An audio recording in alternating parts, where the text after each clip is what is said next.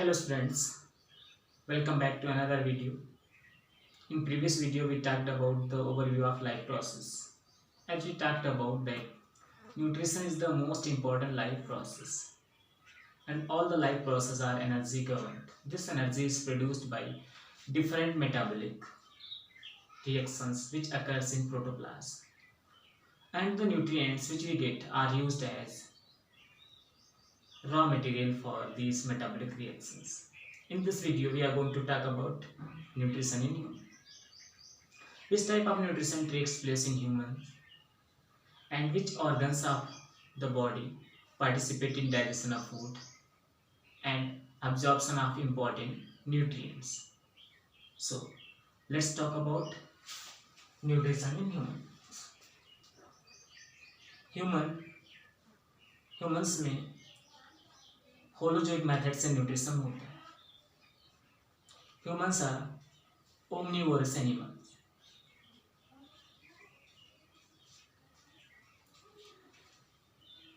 जो कि different plant और एनिमल्स प्रोडक्ट को फूड के रूप में लेते हैं.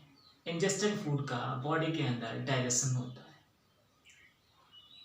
डाइजेशन के बाद इंपॉर्टेंट न्यूट्रिएंट्स का ब्लड में अब्जॉर्प्शन हो जाता है और undigested waste food material body से बाहर इजेस्ट हो जाता है.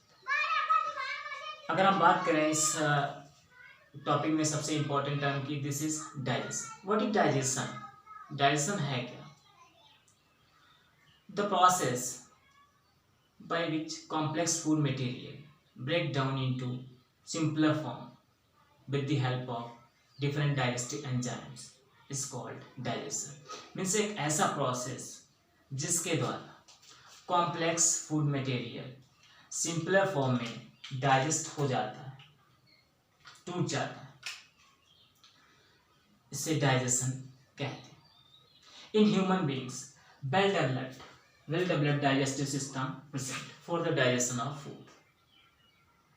What is digestive system? Digestive system है क्या? All the organs of our body which participate in digestion of food, collectively known as digestive system. यानी हमारी बॉडी के वो सारे पार्ट्स जो फूड को डाइजेशन करने में मदद करते हैं आपस में मिलकर डाइजेस्टिव सिस्टम बनाते हैं. Now digestive system of human digestive system दो मेन पार्ट से मिलकर बना होता है. First alimentary canal and second one accessory digestive glands.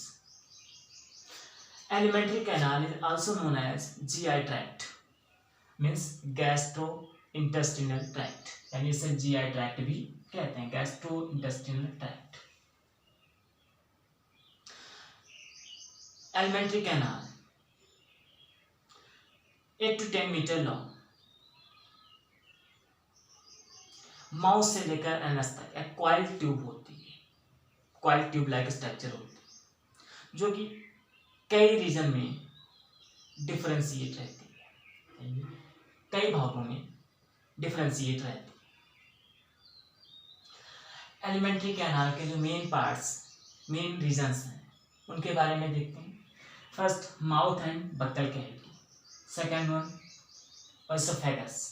ओएसोफेगस which is also called as food pipe, जिसे फूड पाइप के नाम से भी जाना जाता है. Next one small stomach. After that, small intestine, large intestine, rectum and anus. Alimentary canal का सबसे पहला part mouth and buccal cavity. What is mouth? Mouth is the opening of alimentary canal. It is the anterior most part of alimentary canal. यानी ये alimentary canal का सबसे anterior part है. Mouth is surrounded by two muscular lips, one upper and second one lower. The opening of mouth is controlled by these two lips. Mouth पीछे की ओर buckle cavity में open होता है. This is the mouth. And upper lip के middle में knows तक एक cell groove होती है, यानी एक हल्की खांच होती है, ग्रूव होती है। दिस इज कॉल्ड फिल्ट्रॉन, जिसे फिल्ट्रॉन कहते हैं। इन बक्कल कैविटी दोनों जॉज में आगे की ओर लिप्स से लेकर गम्स तक एक नैरो स्पेस होता है। दिस इज कॉल्ड वेस्टिब्यूल, इसे वेस्टिब्यूल कहते हैं। दोनों वेस्टिब्यूल्स के बीच में लिप्स को गम से जोड़ने वाली एक म्यूकस मेम्ब्रेन होती है। This is called labial frenulum, इसे लेबियल फ्रेनुलम कहते हैं। This is called labial frenulum. Okay, buccal cavity में next part palate. Palate is known as roof of buccal cavity, यानी बक्कल कैविटी की जो रूफ है इसे पैलेट कहते हैं।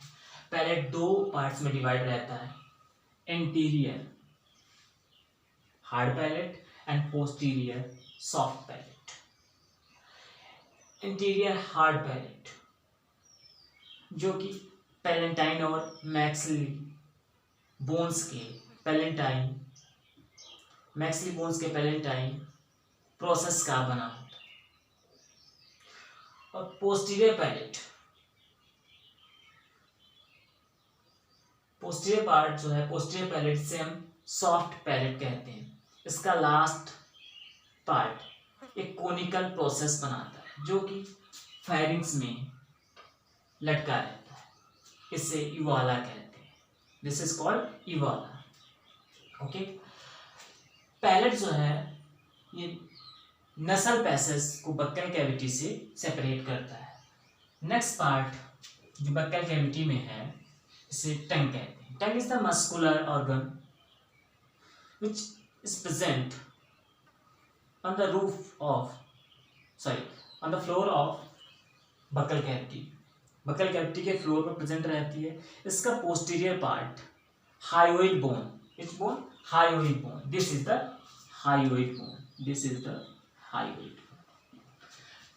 पोस्टीरियर पार्ट हायोइड बोन और जॉ से अटैच रहता है। एंटीरियर पार्ट इसका फ्री रहता है। टंग पर एक टर्मिनल सर्कस जो कि इन्वर्ट वी शेप्ड होती है। Invert V shape terminal sulcus इसे टू रीजन्स में डिवाइड करती है, anterior oral and posterior pharyngeal. Anterior oral regions पर बहुत सारे लिंगुअल पेपिली होते हैं। लिंगुअल पेपिली को 4 ग्रुप्स में डिवाइड किया गया है। पहला फिलीफॉर्म, जिसमें कि कोई भी टेस्ट बर्ड्स नहीं होती हैं।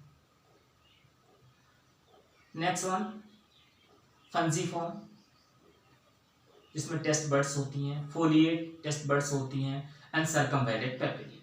4 टाइप के पेपिली इस पर प्रेजेंट होते हैं, जिसमें से 3 टाइप के पेपिली टेस्ट के लिए सेंसिटिव टेस्ट बर्ड्स रखते हैं, यानी इनमें टेस्ट के लिए सेंसिटिव टेस्ट बर्ड्स होती हैं। पूरी टंग पर स्ट्रेटिफाइड स्क्वामस एपिथेलियल की मेम्ब्रेन होती है, लेयर होती है।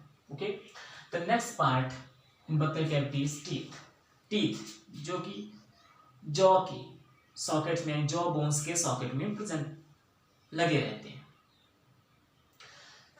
बक्कल कैविटी में 2 जॉ होते हैं, अपर jaw and lower jaw. Upper jaw जैसे कि मैक्सिला जो कि फिक्स होता है, और लोअर जॉ मैंडिबल जो कि मूवेबल होता है, मूव करता है। टीथ जॉ बोन के सॉकेट में लगे रहते हैं, जिससे पेरियोडोंटल लिगामेंट टीथ को जॉ बोन के सॉकेट में फिक्स रखता है, यानी बांधे रखता है। Okay, human beings diphyodont, heterodont and thecodont. Diphyodont means इनमें जीवन में, लाइफ में 2 टाइम टीथ इरेक्ट होते हैं, 2 बार दांत निकलते हैं। First milk teeth and second one permanent teeth. Human heterodont means 4 different types के टीथ पाए जाते हैं, इसलिए इन्हें हेट्रोडोन बोलते हैं। 4 डिफरेंट टाइप के teeth, incisors, canines, premolars and molars, 4 different types के टीथ होते हैं। इंसाइजर टीथ फूड को काटने का काम करते हैं, कैनाइन टीयर करने का काम करते हैं, प्रीमोलर एंड मोलर उसको चबाने का काम करते हैं, पीसने का काम करते हैं। ओके, अगर हम मिल्क टीथ की बात करते हैं, मिल्क टीथ जो कि 6 मंथ से लेकर 3 ईयर्स तक इरेक्ट होते हैं, यानी 6 महीने से लेकर 3 साल तक निकलते हैं। इनकी कुल नंबर 20 होती है, यानी 20 मिल्क टीथ होते हैं। अपर जॉ में 10, लोअर जॉ में 10। अगर एक तरीके से डेंटल फॉर्मूला की बात करें मिल्क टीथ के, देन 2102/2102। ओके, परमानेंट टीथ जो कि 6 ईयर्स से 20 ईयर्स के बीच इरेक्ट होते हैं, इनकी कुल नंबर 32 होती है। अपर जॉ में 16, लोअर जॉ में 16। इनमें 8 इंसाइजर्स होते हैं, 4 कैनाइन्स होते हैं, 8 प्रीमोलर्स होते हैं और 12 मोलर्स होते हैं। लास्ट 4 मोलर टीथ जिन्हें कि विजडम टीथ बोलते हैं, 17 ईयर्स के बाद इरेक्ट होते हैं। ये वेस्टिगल ऑर्गन है। Okay, now thecodont, human beings में टीथ जॉ बोन के सॉकेट में लगे रहते हैं, इसलिए इन्हें थीकोडोंट कहते हैं। Now we are going to talk about the structure of teeth, यानी टूथ के स्ट्रक्चर के बारे में बात करें। टूथ के स्ट्रक्चर की बात करें तो टूथ 3 रेंज में डिफरेंशिएट रहता है। First crown, second neck and third one root. Crown जो कि गम्स के बाहर वाला पार्ट होता है, सबसे ऊपरी पार्ट।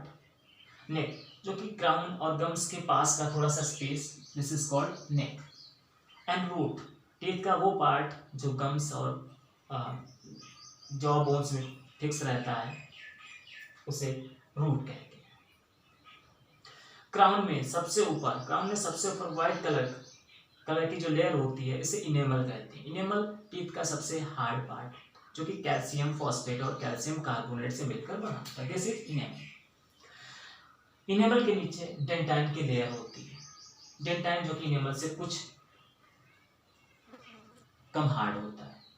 डेंटाइन के अंदर पल्प कैविटी होती है।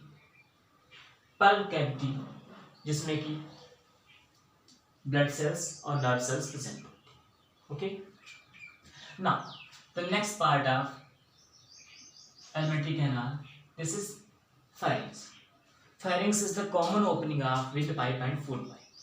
Pharynx जो है विंड पाइप और फूड पाइप की कॉमन ओपनिंग होती है। ये फनल शेप्ड स्ट्रक्चर है जिसका कि पीछे वाला पार्ट, पोस्टीरियर मोस्ट पार्ट ओएसोफेगस में खुलता है, जिससे कि गुल्लेट कहते हैं। गुल्लेट में आगे की ओर ट्रैकिया के ऊपर ग्लॉटिस होता है। ग्लॉटिस पर एक मस्कुलर फ्लैप होता है, this is called epiglottis. Glottis को जब खाना खाते हैं, फूड पाइप में पास होता है, उस समय ग्लॉटिस इपीग्लॉटिस से कवर्ड हो जाता है, यानी इपीग्लॉटिस ग्लॉटिस को कवर कर लेता है और फूड स्लिप होकर ओएसोफेगस में गिरता है। इपीग्लॉटिस फूड को विंड पाइप में जाने से रोकता है। Okay, the next part of our alimentary canal, this is called oesophagus. Oesophagus जैसे कि फूड पाइप भी कहते हैं, ये लगभग 25 सेंटीमीटर लॉन्ग होती है। इसका last int posterior most part stomach में ओपन होता है। इसकी इनर वॉल पर म्यूकस ग्लैंड्स होती हैं जो कि म्यूकस का सिक्रेशन करती हैं, जो कि फूड को नीचे पास करने यानी पास डाउन होने में मदद करती है। ओएसोफेगस में पेरिस्टाल्टिस मूवमेंट के थ्रू फूड नीचे पास होता है। The opening of oesophagus into stomach is controlled by a sphincter valve. This is called cardiac sphincter. Okay. Alimentary canal का next part जिसे कि हम स्टमक जो कि एलिमेंट्री कैनाल का सबसे वाइड यानी चौड़ा पार्ट, एक पाउच लाइक स्ट्रक्चर होता है स्केल शेप्ड स्ट्रक्चर है, जे शेप्ड स्ट्रक्चर से बोल सकते हैं। स्टमक 4 रीजन्स में डिवाइड रहता है। First cardiac region, and second one fundic region, third one corpus region, and fourth pyloric region. Stomach के कार्डियक रीजन में एक स्फिंक्टर होता है, ऐसे कार्डियक स्फिंक्टर। पाइलोरिक रीजन में भी एक स्फिंक्टर होता है, जिसे पाइलोरिक स्फिंक्टर कहते हैं।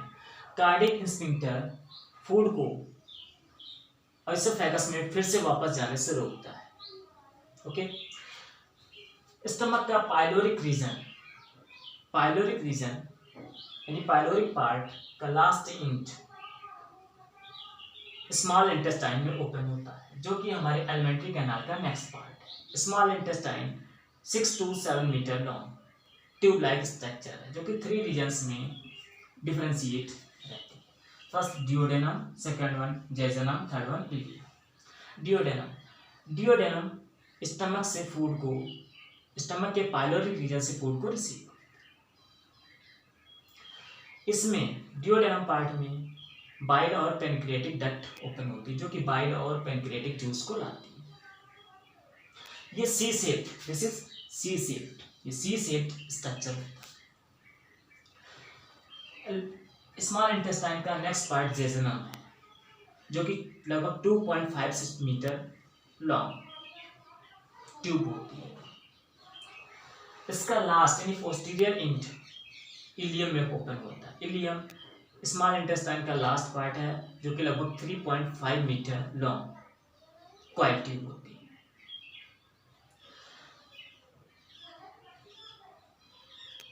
स्मॉल इंटेस्टाइन की इनर वॉल, जिसे म्यूकोसा बोलते हैं, पर बहुत सारे millions of finger like structure होते हैं। फिंगर लाइक स्ट्रक्चर्स प्रेजेंट रहते हैं, इन्हें विलाई बोलते हैं।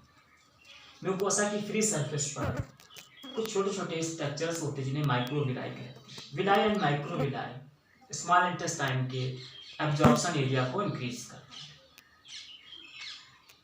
विलाई के बीच बीच में इंटेस्टिनल ग्लैंड्स प्रेजेंट होती हैं। इंटेस्टिनल ग्लैंड्स जो कि क्रिप्ट्स ऑफ लीवरकुहेन में ओपन होती हैं।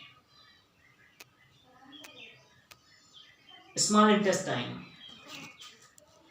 कहीं कहीं पर